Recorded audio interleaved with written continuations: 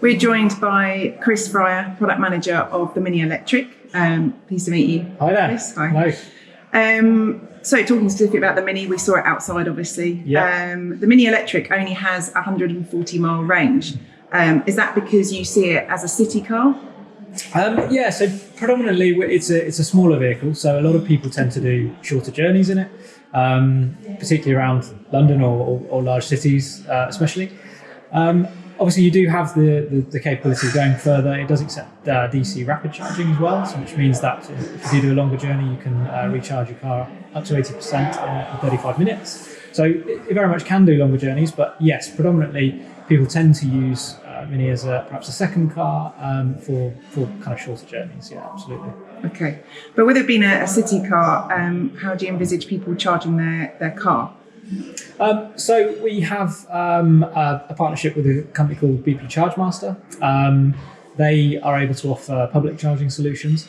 We'll also include the home 3-pin plug charging cable and also a Type 2 connection to be able to use at all public charging stations.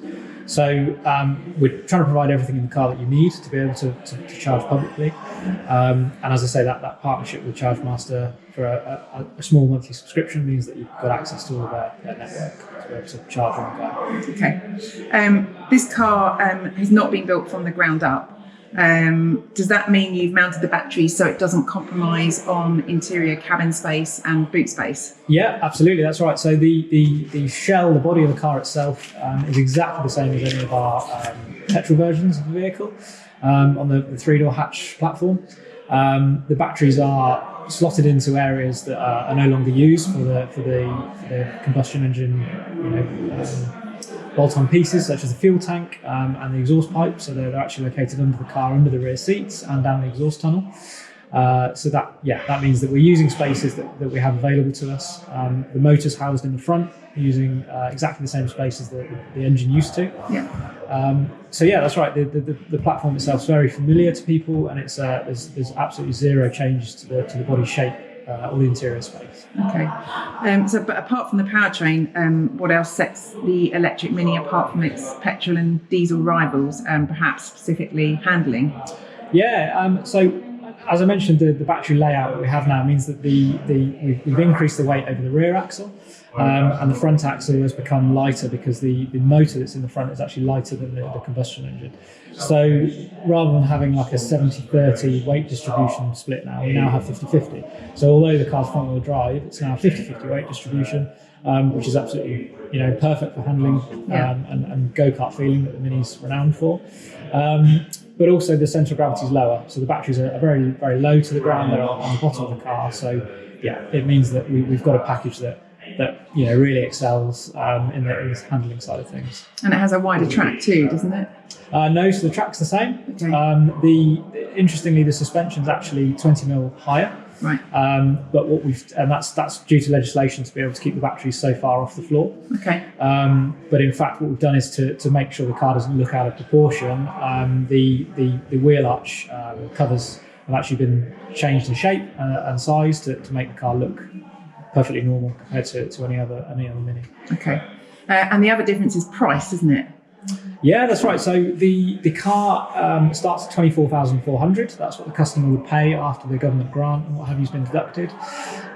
So that is very, very comparable to our petrol products. And if you were to spec a Cooper S in the same way as the Mini Electric has, so including the standard specification that we have, things like the automatic transmission and automatic air conditioning and that kind of thing. Navigation as well is also standard. It means that in fact the Mini Electric comes out at about £1,000 cheaper than the equivalent petrol version. So we're really trying to show customers that there's no price premium to pay to have to drive electric. It's very much a choice of which powertrain you want to use. Excellent. And to that end, talking about price, I understand that there's 3 different package options available, which means that it deduces the owner from basically ticking their own options. That's right. So we have 3 different styles or trim levels of vehicle, level 1, level 2 and level 3. Within those levels you have a set specification in terms of options. So the further up the levels you go, the more equipment you get inside the car. I should say that performance-wise, they are all the same. So you still have the same battery technology and the same motor performance. It's just the specification increases. So the starting price at 24,400 for the entry level, level 1. Level 2 brings you up to 26,400, and the very top spec one, which is every single option ticked, is 30,400. Okay. So yeah, that's right. We're trying to really simplify the process for a customer. They still get to personalise the car. They still get to choose what wheel style they want to have, what colour. And those are actually integrated into the price of the vehicle. So there's no additional charges to pay for any options. They're all in one package. Okay. And how many reservations have you had so far for the Mini Electric? So we've done very well. We've got a high number. I can't give you the exact number, unfortunately. It's growing all the time, though, pleased to say. But yes, into the thousands. So so yeah, very, very pleased with that. And that's based on the fact that nobody's even driven a car yet. Yeah. So we've released all kind of information in terms of pricing, specification, all that kind of stuff. But people have seen the car, so we've been to various events. We're also doing a tour of all of the retailers, so the car will visit the retailer at a given weekend. Okay. But yeah, still not huge numbers of people that are seeing them. But yeah, we're very happy that we've got a large number of pre-orders, even though nobody's driven them yet. And I'm sure they won't be disappointed at the point of driving them. And so, to that end, do you envisage any problems with distribution? Any waiting lists? So of course, with the pre-orders, we have a kind of waiting list in terms of when we go live in production for customer vehicles. That will be in March next year.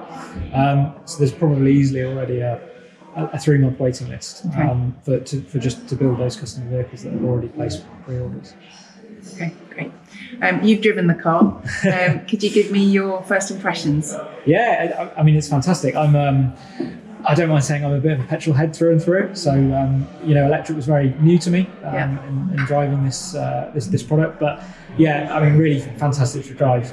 You'll know, and I'm sure your audience will know, what an EV feels like to drive anyway, in terms of the kind of, when you put your foot down, it's all very instantaneous power, and the delivery is very, very, very, very quick. So the car feels very fast, but additionally, as I mentioned, with the kind of handling that we're looking at with the Mini Electric specifically, it's a really fantastic package to drive. And so it's a lot of fun. It really retains the Mini character, which is what we really need with this car. I look forward to driving it. Yeah, good. Do you have any plans for a larger capacity battery or a performance version? I mean, at the moment, we're very much launching this model to kind of see how things go. But I guess the message is never say never. The world is going electric. I'm sure one day our entire range will be available with an electric option if you wanted. So yeah, time will tell. But certainly, hopefully, the way batteries are improving all the time, I'd like to see a performance version. That would be great. And what about body styles? Because I understand it's initially offered in a 3-door variant. Is that right? Yeah. So only available in a 3-door variant. The only other side of electrification that we have is with the PHEV plug-in hybrid model. That's only available on our Countryman. Okay.